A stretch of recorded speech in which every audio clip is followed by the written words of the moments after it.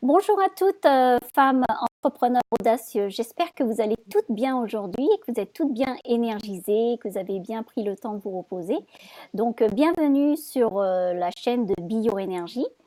Donc, pour celles qui ne me connaissent pas, je suis Fatima Bandenavaz.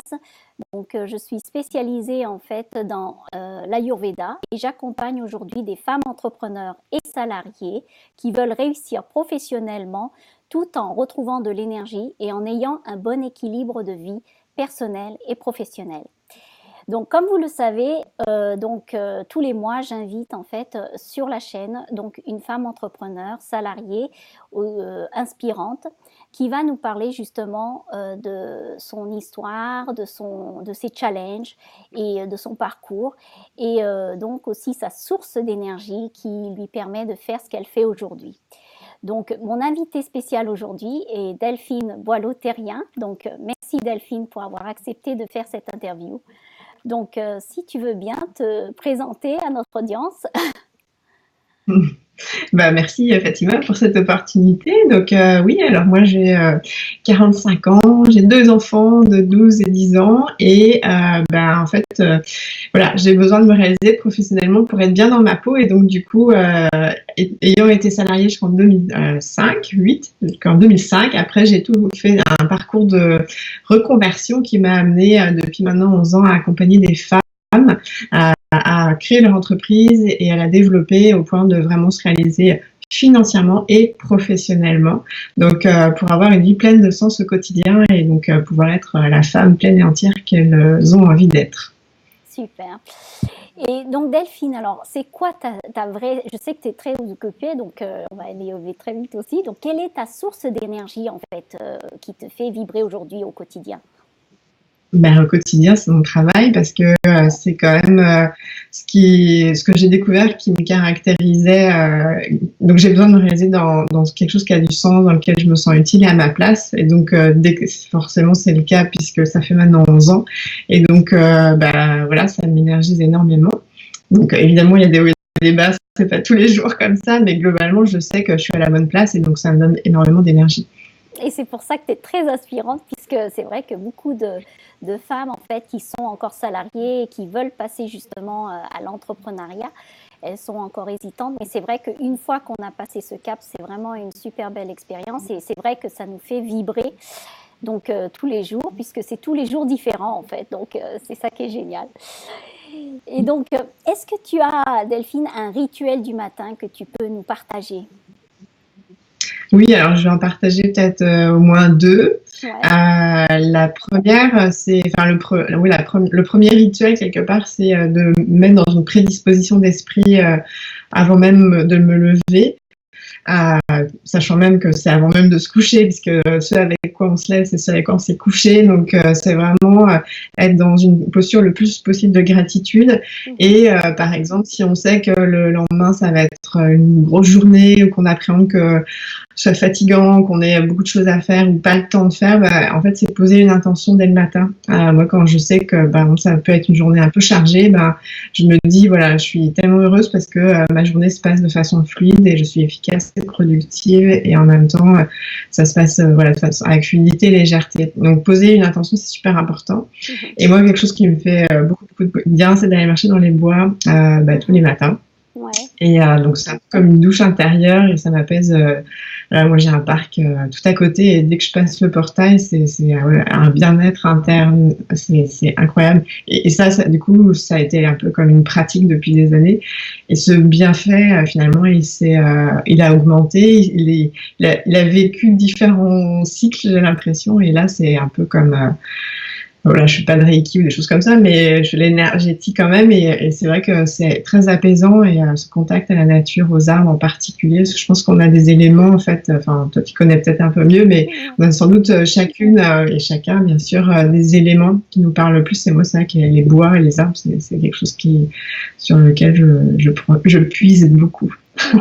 Mais c'est vrai que surtout quand le matin, en fait, quand on se réveille puis qu'on n'est pas forcément tous les jours dans cette énergie, c'est vrai que rien que le fait de sortir même 30 minutes ou 20 minutes dehors, ça nous transforme complètement et ça nous met vraiment dans cette autre énergie d'entrepreneur, de warrior pour commencer notre journée. Et c'est vrai que ça change complètement. Donc, c'est une super routine, en tout cas, la marche. Moi, je C'est le ça. fais. Moi aussi, je le fais et je trouve que vraiment, ça m'aide énormément le matin et ça me met vraiment dans la préparation, en fait, de ma journée. Donc, c'est génial. C'est ça, parce que sinon on a tendance, même si on aime ce qu'on fait, à être trop rapidement la tête dans le guidon. Et du coup, bah, en fait, on prend absolument pas de recul. Donc c'est là où finalement on s'immerge dans notre agenda et on subit des choses.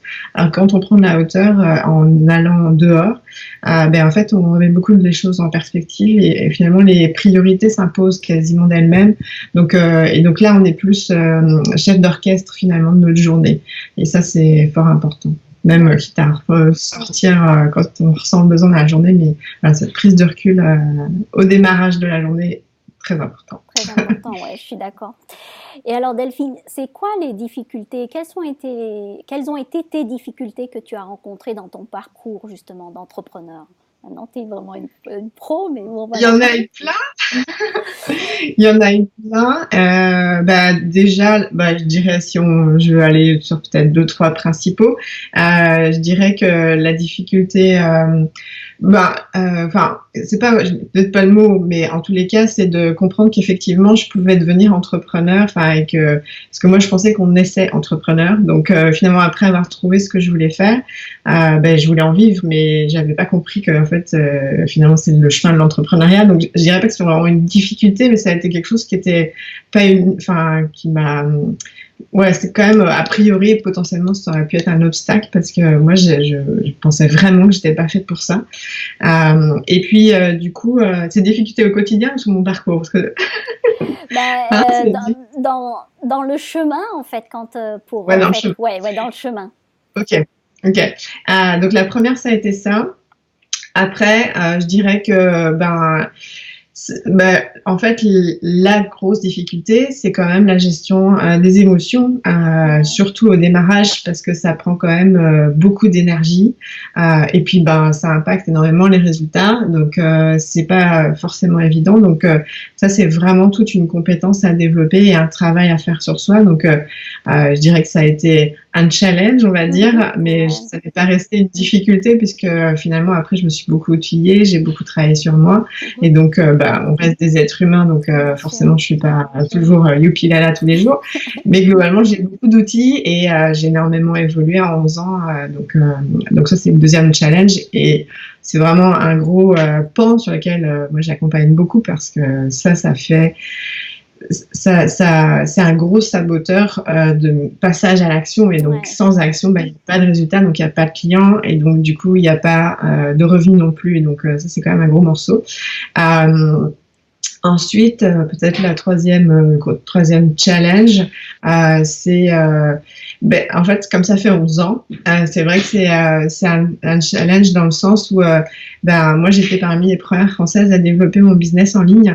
Ouais. Et donc, du coup, c'est le fait enfin, puis c'est un peu dans mon ADN, mais de rester toujours avant-gardiste, enfin, d'être toujours, et comme ça évolue, puis il y a des phases où ça évolue très vite, d'autres fois moins vite, et en particulier sur tout ce qui est réseaux sociaux, en fait, c'est toujours ce qui me pousse finalement à être à la page, à toujours me former, à avoir une équipe aussi de plus en plus.